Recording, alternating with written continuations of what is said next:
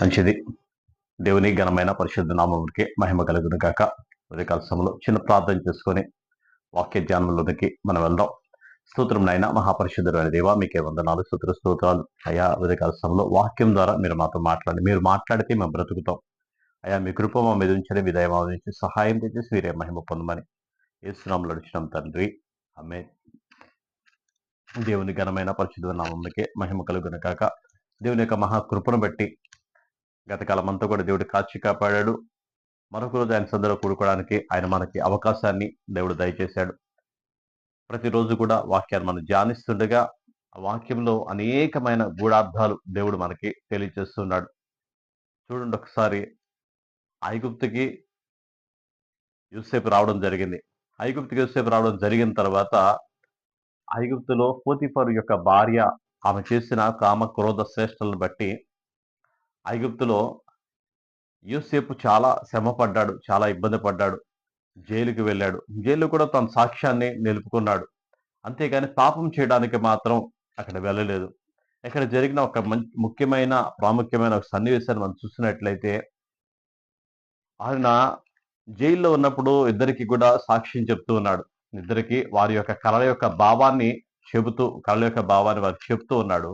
కళ యొక్క భావం వారికి చెబుతూ అంతా చెప్పిన తర్వాత, జరిగిన తర్వాత, అయిపోయిన తర్వాత వాళ్ళ రాజ్యంలో ఒకడు చనిపోతాడని చెప్పాడు. అలాగే చనిపోయాడు. ఇంకోడు రాజుగారి దగ్గర రాజభవనంలో పనిచేస్తాడని చెప్పాడు. ఆ విధంగానే వెళ్ళింది. అయితే బ్రతికి ఆ రాజుగారి దగ్గరికి వెళ్ళిన వానికి చెప్తున్నాడు కదా, నువ్వు రాజుగారికి ఒక మాట చెప్పు, ఫరోకు ఒక మాట చెప్పు, నేను ఏ పాపం కూడా చేయలేదు, నేను ఎన్నడూ కూడా ఏ పాపం చేయలేదు అని చెప్పి అన్నాడు. కానీ పోతిఫర్ భార్య పాపం చేసింది అనే మాట మాత్రం ఆయన చెప్పలేదు. నిజంగా ఈ మాట ఒకసారి అర్థం చేసుకుంటే, మనకి ఏదైనా శ్రమ రాగానే, ఏదైనా బాధ రాగానే, ఏదైనా కష్టం రాగానే ముందుగా మనం ఆలోచించేది ఏమైనా ఉంది అంటే, ప్రధానంగా ఆలోచించేది ఏదైనా ఉందంటే, మనకొచ్చిన శ్రమను బట్టి, మనకొచ్చిన పరిస్థితిని బట్టి మనం ఏం చేస్తామంటే, మనకొచ్చిన శ్రమను బట్టి, మనకొచ్చిన పరిస్థితిని బట్టి ముందు మనం ఆలోచించేది, ఈ తప్పు ఎవరి ద్వారా జరిగితే వారిని శిక్షించాలని, వారిని నాశనం అయిపోవాలని, వారికి శ్రమ కలగాలని, వారి బాధ కలగాలని, వారు కష్టపడాలని, నష్టపోవాలని చెప్పేసి మనం చూస్తాం. కానీ యోసేపు అలా ఆలోచించలా. యోసేపు ఆ విధంగా తన పద్ధతిని ప్రజెంట్ చేయలా. యోసేపు పోతిఫర్ భార్య తప్పు చేసింది అనే మాట, ఒక్క మాట కూడా ఆయన మాట్లాడలేదు. నేనైతే తప్పు చేయలేదు, దేవుడే చూసుకుంటున్నాడు కదా, పోతిఫర్ భార్య తప్పు చేస్తే దేవుడు తీర్పు ఇచ్చేది, న్యాయం చేసేది ఆయనే అని చెప్పేసి దేవుని మీద విశ్వాసం ఉంచాడే. కానీ ఈయన మాత్రం ఎవరితో మాట మాట్లాడాల, పోట్లాడడానికెల్లా. ఈరోజు సమాజంలో, కోర్టుల్లో, పెద్ద మనుషుల దగ్గర ఎన్నో రకాల వివాదాలు ఇలాంటియే. నేనే తప్పు చెప్పానో నన్ను అన్నాడని చెప్పేసి వాళ్ళు రకరకాల విధానాల్లో, రకరకాల పద్ధతుల్లో వాళ్ళు కక్ష తీర్చుకోవడానికి, కుట్ర పడడానికి, వాళ్ళ హత్యలు చేయడానికి, వాళ్ళని ఎంతో విధంగా బాధ పెట్టడానికి మనుషులు ఎంతగానో పూనుకుంటూ ఉన్నారు. కానీ యోసేపు అలాగా లేడు. దేవుడు అతనికి తోడుగా ఉన్నాడు. దేవుని ఆత్మ అతనికి తోడుగా ఉంది. ఆయన నామమునకే మహిమ కలుగును గాక. అలాగే వాళ్ళు వెళ్ళారు, ఉద్యోగం చేసుకున్నారు. ఆ తర్వాత వాళ్ళు మర్చిపోయారు. ఆయన మర్చిపోయాడు. పానదాయకుడు మర్చిపోయాడు. మర్చిపోయిన తర్వాత మనుషులైతే మర్చిపోతారు కానీ దేవుడైతే మర్చిపోలేదు. రాజుగారికి దర్శనం ఇచ్చాడు. రాజుగారి దర్శనం ఇచ్చిన తర్వాత రాజుగారు ఫరో ఆ కళ యొక్క భావం అది చెప్పాడు. భావం చెప్పిన తర్వాత 7 సంవత్సరాలు కరువు వస్తుందయ్యా, 7 సంవత్సరాలు బాగా పంట పడిన సంవత్సరాలన్నీ కూర్చుకుంటే 7 సంవత్సరాల కరువు కాలంలో మనం సమృద్ధిగా ఉండొచ్చు అని చెప్పి రాజుగారికి చెప్పాడు, ఫరోకి చెప్పాడు. చెప్పిన విధంగానే అంటూ ఆయన అన్నాడు కదా, జ్ఞానం కలిగిన వారిని ఒకరిని ఏర్పాటు చేసుకొని, ఆ జ్ఞానం కలిగిన వారికి ఈ పనంతా అప్పగించాయా అని చెప్పేసి ఫరోకి చెప్తే, నాకంటే జ్ఞానం కలిగిన వాడు ఎవడో లేడు అని చెప్పి అనుకోలేదు, తను తాను హెచ్చించుకోలేదు. కానీ దేవుడు ఆయన కృపను బట్టి జ్ఞాపకం చేసుకొని, ఆయన దయను బట్టి జ్ఞాపకం చేసుకొని అక్కడ చెప్తూ ఉన్నాడు.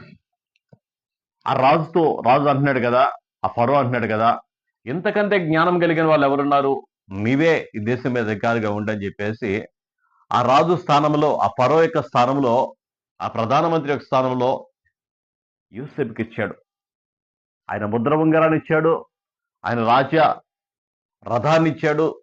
సర్వాధికారం కూడా నేనుండానికైతే సింహాసనం మీద నువ్వు కూర్చున్నాడు, కానీ సింహాసనంలో ఉండే అధికారం అంతా కూడా నీదే అని చెప్పి ఆయనకి అధికారం ఇచ్చాడు. చూడండి ఒకసారి, చెరలో ఉన్నవాడిని తీసుకొని వచ్చి సింహాసనం మీద కూర్చుండబెట్టిన గొప్ప దేవుడు యోసేపుకు తోడుగా ఉన్నాడు. ఎందుకు తోడుగా ఉన్నాడంటే, నిన్న దినాన్ని చూసాం, వాళ్ళ నాన్న దగ్గర నమ్మకంగా ఉన్నాడు. వాళ్ళ అన్నాలు తప్పు చేస్తే పాపంలో కలిసిపోలేదు. పాపం చేసే వాళ్ళతో వెళ్ళి కలిసిపోలేదు. పాపం చేసే వాళ్ళతో పాపిష్టి పనులన్నీ కూడా చేయలేదు. నమ్మకంగా ఉన్నాడు. దేవుడు కావలసింది నమ్మకస్తులే, యథార్థవంతులే.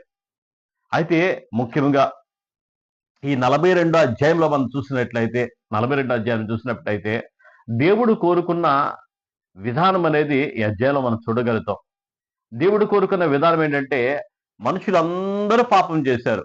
దేవుడు అంటున్నాడు, నీతిమంతుడు ఒక్కడు లేడు, ఏ ఒక్కడు లేడు. అందరూ పాపం చేసి దేవుడు అనుగ్రహించే మహిమను పొందలేకుండానే ఉన్నారు. ఆ పొందలేకుండా ఉన్న ఆ మహిమను మరలా పొందుకోవాలంటే, ఆ మహిమలోకి మరలా రావాలంటే దేవుడు కోరుకునేది ఒకటే. ఆ కోరుకున్న విధానం అంతా కూడా ఈ అధ్యాయంలో చాలా ప్రాముఖ్యం. ఆ ప్రాముఖ్యమైన ఆ మాటలు మనం ధ్యానిస్తున్నప్పుడు ఎంత ఆశ్చర్యం కలిగిద్దో చూడండి. ఈ అధ్యాయంలో మనం చూస్తే, ఐగుప్తులో ధాన్యం ఉంది, కనానులో ధాన్యం లేదు. కనాను పాలు తేళ్లు ప్రవహించే దేశం, కానీ అక్కడ కరువు వచ్చింది. కరువు వచ్చిన తర్వాత వీళ్ళు బయలుదేరి వచ్చారు. వాళ్ళ నాన్న చెప్తున్నాడు, అరే ఐగుప్తులో ఆహారం ఉన్నదంట, వెళ్ళి కొనుక్కొని రండి అని చెప్పి పంపించినప్పుడు వాళ్ళ అన్నలు 10 మంది, అందులో చిన్నవాడిని యాకోబు దగ్గర ఉంచేసుకున్నాడు. తన ఇష్టమైన, ప్రేమించి వివాహం చేసుకున్న రాహేలు యొక్క కుమారుడు. ఇద్దరు కుమారుడు యోసేపు చనిపోయాడని చెప్పేసి వాడిని నమ్మేశారు. వాడు లేడు, ఈయన కూడా చంపేస్తారేమో అని చెప్పి బెన్యామీన్ ఆయన దగ్గర ఉంచుకొని మిగతా 10 మంది అన్నలు కూడా ఆహారం కోసం పంపించాడు. ఆహారం కోసం పంపిస్తే 10 మంది కూడా వచ్చారు. ఆ దేశానికి, ఐగుప్తు దేశానికి వచ్చారు. ఐగుప్తు రాజు దగ్గరికి వచ్చారు. ఐగుప్తు రాజు దగ్గరికి వచ్చి అందరూ కూడా లైన్లో నిలబడ్డారు. దాని మీద అధికారిగా ఉన్నవాడు ఎవరినైతే అమ్మివేశాడో, ఎవరినైతే కళ్ళ యొక్క భావం చెప్పినప్పుడు వీళ్ళు ఈర్ష్యపడ్డారో, అసూయపడ్డారో, ఆ యొక్క యోసేపు ఆ సింహాసనం మీద ఉన్నాడు. అయితే యోసేపు ఐగుప్తీయుల్లాగే వాళ్ళ యొక్క వస్త్రధారణ కానీ, వాళ్ళ యొక్క వేషధారణ కానీ, వాళ్ళ యొక్క తల యొక్క క్రాప్ కానీ, కటింగ్ కానీ అంతా కూడా ఐగుప్తీయులాగే ఉండేటప్పటికి యోసేపుని వీళ్ళు గుర్తుపట్టలేదు. వచ్చినప్పుడు లైన్లో నిలబడి ఆహారం కోసం, ధాన్యం కోసం నిలబడిన వాళ్ళు వచ్చి ఆ ఫరో దగ్గర, అధికారి దగ్గర సాష్టాంగ నమస్కారం చేసి, అయ్యా మాకు ఆహారం కావాలని చెప్పేసి ఆయన దగ్గర వినతి చేస్తూ ఉండగా యోసేపు గుర్తుపట్టాడు. యోసేపు గుర్తుపట్టి వెంటనే ఆయనకి కనబడింది, ఒక దర్శనం కనబడింది. ఆనాడు ఆయన కన్న కళ ఈరోజు ఆయనకి జ్ఞాపకం వస్తుంది. అంటే ఒక దర్శనాన్ని తను ఎంత జ్ఞాపకం చేసుకుంటూ ఉన్నాడో, ఆ దర్శనం కోసం తన సాక్ష్యాన్ని ఎంత కాపాడుకుంటున్నాడో, దేవుడు అతనికి తోడుగా ఉన్నంత కాలం కూడా, తన జీవితం అంతా కూడా ఆ దర్శనం కోసం ఎంతగా ఆయన ధ్యానిస్తూ ఉన్నాడో. వాళ్ళందరూ సాష్టాంగ పడగానే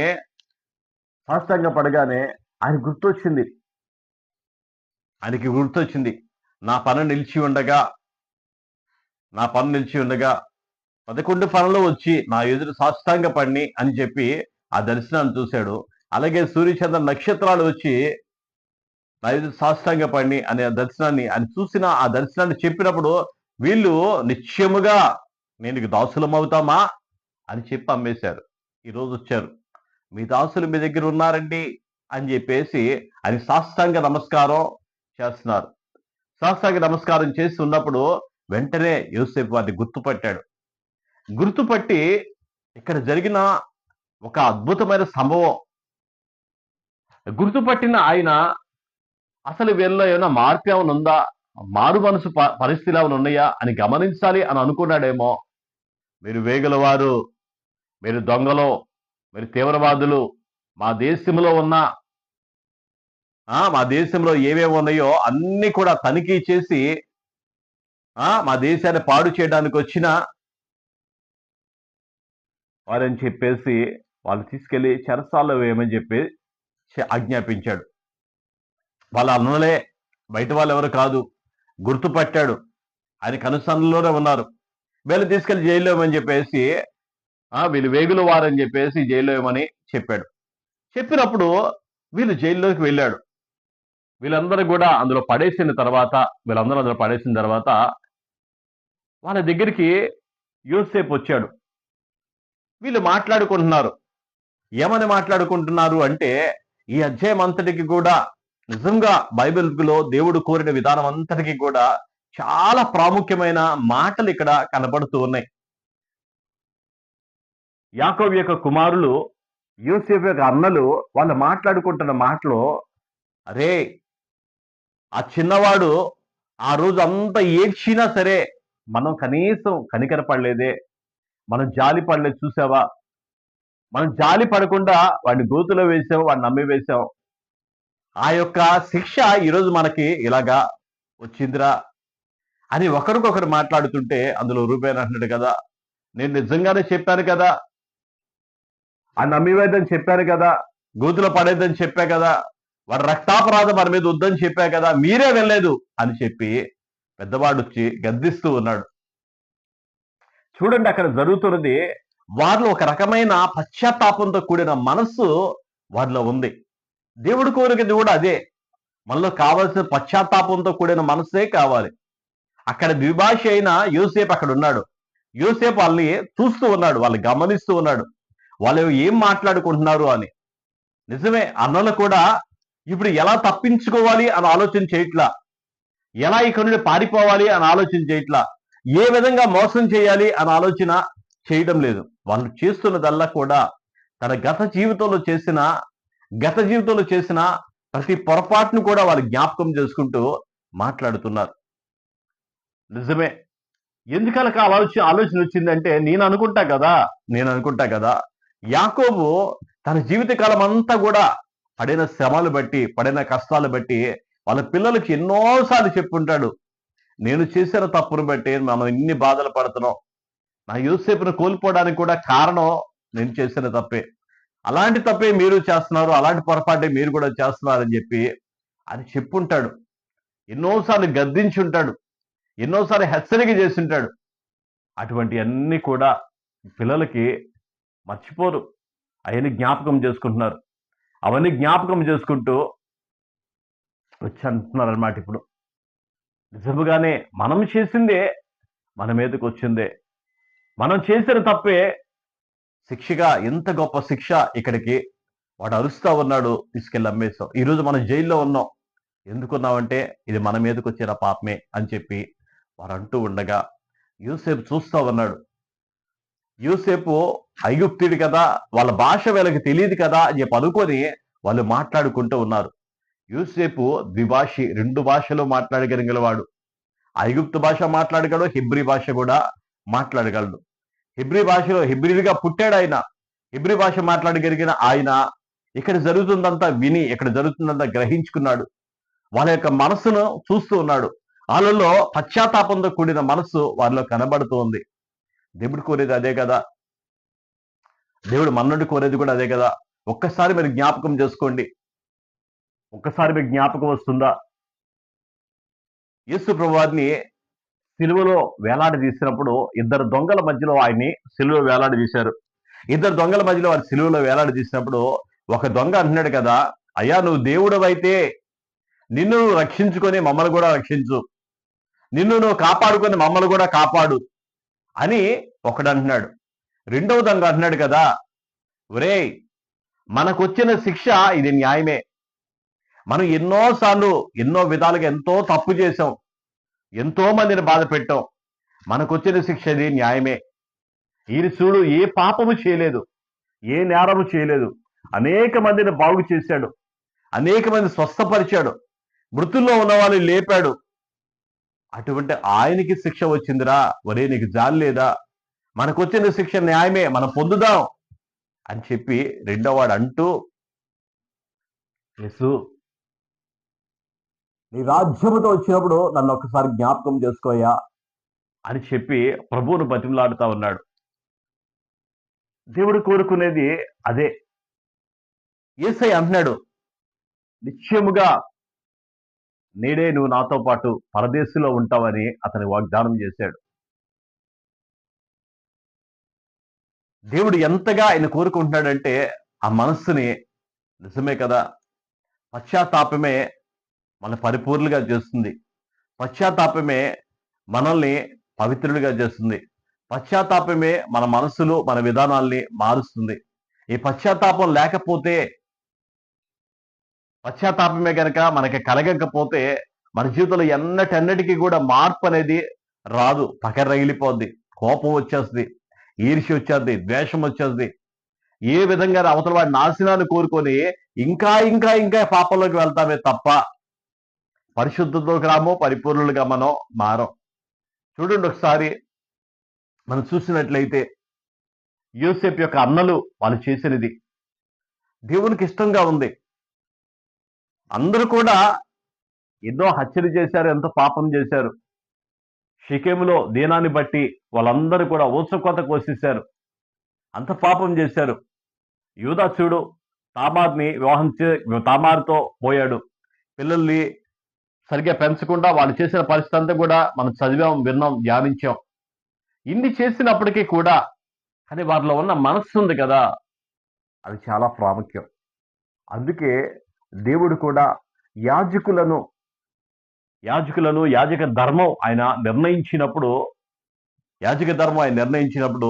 దేవుడు యాజకులకు చెప్తున్నాడు, భుజముల మీద 6 కప్ప పచ్చ కెంపు 6 ముత్యాలతో కూడిని, ఈ భుజం మీద 6, ఈ భుజం మీద 6, అలాగే మెడలో ఒక పతకం లాగా 12 గోత్రాల వారిని ఆ గుండెల మీద పెట్టుకున్నట్టుగా అక్కడ మనం చూస్తూ ఉన్నాం.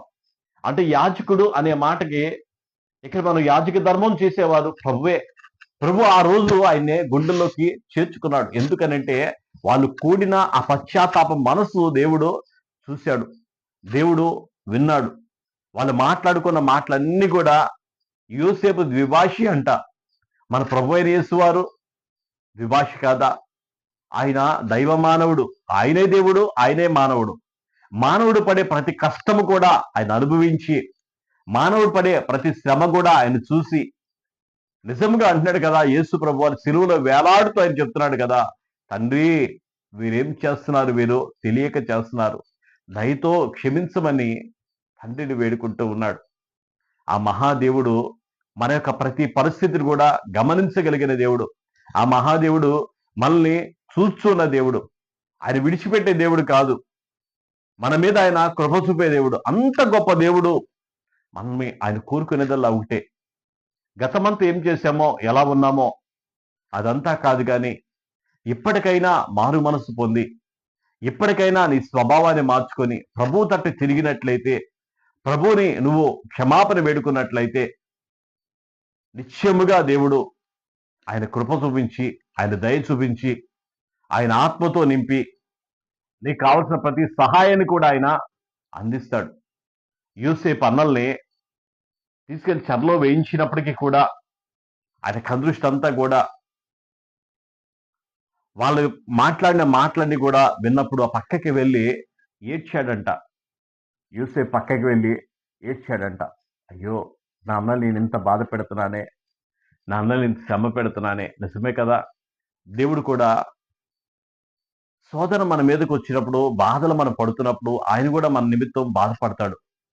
ఆయన నిమిత్తం మన నిమిత్తం ఆయన కూడా ఎంతో, అయ్యో నా బిడ్డ ఇంత బాధపడుతున్నాడే, నా కుమారుడు ఇంత వేదన పడుతున్నాడే అని చెప్పి ఆయన కూడా బాధపడతాడు. మనం అంటాం, చాలాసార్లు మాట్లాడు, చాలా మంది నోట మనం వింటాం, మేము ఇన్ని బాధలు పడుతుంటే దేవుడు ఉన్నాడా, దేవుడు అసలు ఉంటే ఇలాగే మేము బాధలు పడతామా, ఇన్ని శ్రమలు, ఇన్ని కష్టాలు మేము ఎందుకు పడుతున్నాం అని చెప్పి మాట్లాడతారే కానీ వారి మనస్సులో పశ్చాత్తాపంతో కూడిన మనస్సు వారిలోనికి రాదు.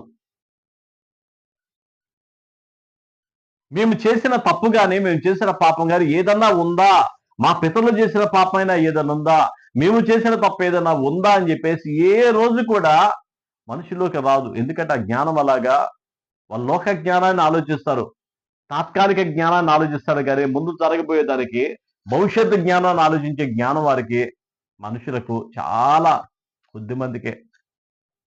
నిజమే కదా. యోసేపు వాళ్ళు చూసి పక్కకి వెళ్ళి ఏడ్చి,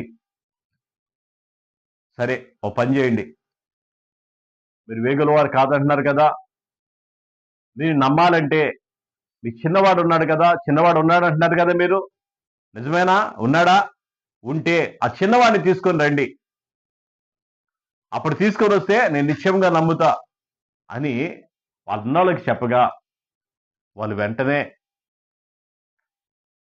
ఒకడు పోయాడనే మా నాన్న ఎంతో బాధపడుతున్నాడు, ఆయన ఇన్ని రోజులు బాధ పెడుతున్నావు, ఇంకోటి తీసుకొని రమ్మంటున్నాడు, ఇప్పుడేమో షిమియోని ఇక్కడే ఉంచేసుకుంటాను అంటున్నాడు అని చెప్పి వాళ్ళు పశ్చాత్తాపడతా ఉన్నారు, వేదన చెందుతా ఉన్నారు. సరే ఏది ఏమైనా సరే చిన్నవాడిని తీసుకొచ్చి పెద్దవాడిని తీసుకొని వెళ్ళండి, మీరు చెప్పేది నిజమో కాదో నాకు అర్థం కావాలి కదా, మిమ్మల్ని చూసే వేగుల వారిలో ఉన్నారు, అయినా సరే మిమ్మల్ని పంపిస్తున్నా జాగ్రత్త అని చెప్పేసి వాళ్ళు చెప్పి షిమియోన్ అక్కడి నుంచి మిగతా అన్నోళ్ళందరూ కూడా పంపించేశాడు. వాళ్ళు తీసుకొచ్చిన గోనెల్లో ఆహార ధాన్యాలు వేశారు, వాళ్ళతో పాటు ఆహార ధాన్యాలతో పాటు తీసుకొచ్చిన రోకలు, వాళ్ళు ఏదైతే సొమ్ము కొనుక్కోవడానికి తీసుకొచ్చారో ఆ రోకలు కూడా అందులోనే వేసి పంపించారు. దారిలోకి వెళ్ళిన గాడిదలకి మేత వేయాలని చూసినప్పుడు ఆ రోకలు కూడా అందులో ఉన్నాయి. వాళ్ళకి ఒక రకమైన భయం వచ్చింది, అయ్యో మేము తెచ్చిన రోకలు మా దగ్గరికి వచ్చేసినాయే, అంటే మమ్మల్ని మరోసారి దొంగలుగా చేస్తారే అని అనుకొని వెంటనే తండ్రి దగ్గరికి వెళ్ళిపోయారు. తండ్రి దగ్గరికి వెళ్ళి జరిగినదంతా కూడా పూసగుచ్చినట్టుగా క్షుణ్ణంగా వారికి చెప్పాడు. క్షుణ్ణంగా వారికి చెప్పినప్పుడు తండ్రి అంటున్నాడు కదా, మీరెందుకు చిన్నవాడు ఉన్నాడని చెప్పారు, మీరు నన్నేం చేయమంటావు నాన్న, నువ్వు అలా మాట్లాడతావేంటి, ఆయన మీ తండ్రి ఉన్నాడా అని అడుగుతున్నాడు, లేడని చెప్తావు, మీకు తమ్ముడు ఉన్నాడా అని అడుగుతున్నాడు, మీరు ఎంతమంది పిల్లలు అంటున్నారు, మీరు ఎక్కడ అన్నారు, అన్ని వివరంగా అడుగుతా ఉంటే గుచ్చి అడుగుతా ఉంటే అబద్ధం ఎలా చెప్తాం, నువ్వు అలా మాట్లాడతావేంటి నాన్న అని చెప్పి అన్నలందరూ కూడా అక్కడ తండ్రితో చెప్పగా ఏం చేయాలో దిక్కు చూపుతుందో అర్థం కావట్లా.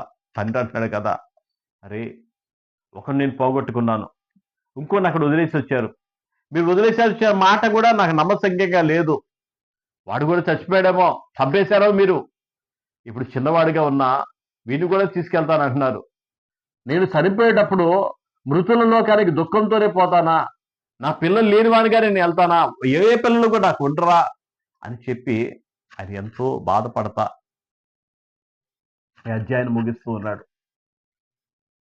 దేవుడు మన గురించి పడుతున్న బాధ, దేవుడు మన గురించి పడుతున్న వేదన మనకు అర్థం కాదు. మనం చేసిన తప్పులే మనకి శ్రమలుగా ఉంటాయి, మనం చేసిన పొరపాట్లే మన కష్టాలు తీసుకొని వస్తాయి.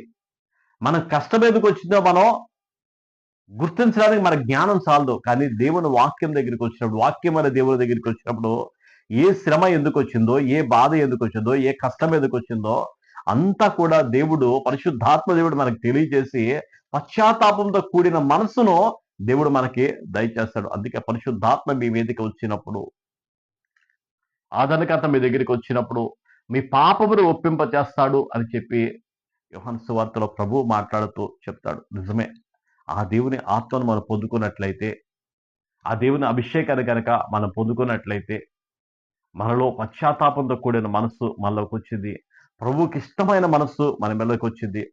దేవుడు ఆ రోజు యాజకుల్ని ఎలా అయితే తన భుజముల మీద పథకములుగా చేసుకొని ఎలాగైతే పెట్టుకోమన్నాడో, గుండెల మీద పథకంగా చేసుకొని ఆ 12 రాళ్లను ఎలా అయితే అలా పెట్టుకోమన్నాడో, అలాగా మనల్ని కూడా ఆ దేవుడు ఆయన సందులో, ఆయన గుండెల మీద, ఆయన భుజముల మీద మనల్ని ఉంచుకును గాక. ఆయన పిల్లల్ని భుజం మీద ఎక్కించుకున్నట్టుగా మనల్ని కూడా అలా ఎక్కించుకును గాక. ఆయన గుండెల మీద ఎలా అయితే పథకాన్ని చేసి పెట్టుకున్నట్లుగా మనం కూడా ఆయన సందులో ఉందుము గాక. దేవుని కృప మనకి తోడై ఉండను గాక. మనం కూడా పశ్చాత్తాపంతో కూడా మనసుతో ప్రభువుని అడిగినట్టయితే ప్రభు ఆయన సహాయం చేయడానికి సిద్ధంగా ఉన్నాడు. దేవుని కృప మనకి తోడై ఉండి నడిపించును గాక. ప్రార్థన చేసుకుందాం. స్తోత్రం నాయన, మహాపరిశుద్ధుడైన దేవా, మీకే వందనాలు, స్తోత్రాలు అయ్యా. మీ వాక్యం నాయన మాలో జీవాన్ని నింపుతుండగా ప్రభా, మేము చేసిన తప్పులు మాకు తెలియజేస్తుండగా ప్రభా అయ్యా, మేము సరి చేసుకోవడానికి సహాయం దయచేయండి. పశ్చాత్తాపంతో కూడిన మనస్సు మాకు దయచేయండి. ధన్య మీకు స్తోత్రం నాయన. ఎందరైతే నాయన ఈ వాక్యాన్ని విలుస్తున్నారో నాయన వారందరి మీద మీ కృపలుంచండి, దయనించండి.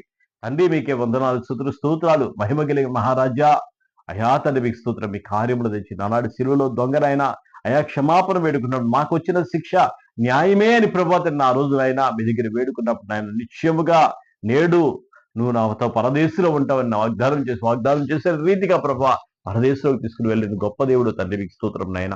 ఈ అన్నల ప్రభా వాళ్ళు పడుతున్న పశ్చాత్తాపాన్ని చూసి ప్రభా తండ్రి నాన్న అయా తండ్రి నాన్న యాజకులు ప్రభా తండ్రి నాన్న అయా ప్రధాన యాజకుడు నాన్న తన మెడలో ప్రభా వేసుకోవడానికి తన భుజముల మీద వేసుకోవడానికి నాయన అయా పథకములుగా చేయించిన ఆయన మరి గుండెలు హత్తుకునేలా చేస్తావు తండ్రి మీకు స్తోత్రం నాయన. అయా మీ జ్ఞానము నాయన మాకు అందదు నాయన. అందుకునే జ్ఞానాన్ని మాకు దయచేసి మీరే మహిమ పొందమని వాక్యం ఎందరైతే విలుచున్నారో అందరి మీద మీ కృప మీ దయ ఉంచి మీ సహాయం మాకు దయచి నడిపించమని యేసునామములో అడిగి వేడుకొనిచున్నాం తండ్రి. ఆమేన్, ఆమేన్, ఆమేన్. అందరికి వందనాలమ్మా.